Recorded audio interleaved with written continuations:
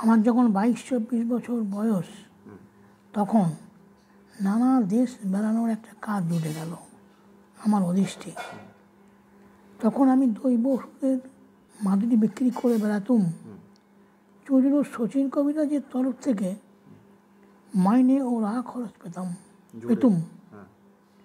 অল্প বয়সের প্রথম চাকরি খুব উৎসাহের সঙ্গে করতাম।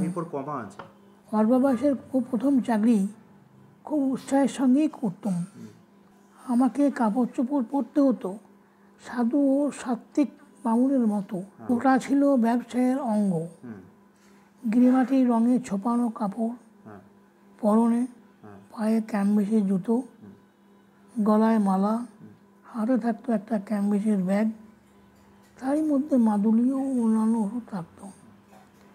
বছর 3 সেই চাকরি করি, তারপর শরীরে সইল না বলে ছেড়ে দিলাম।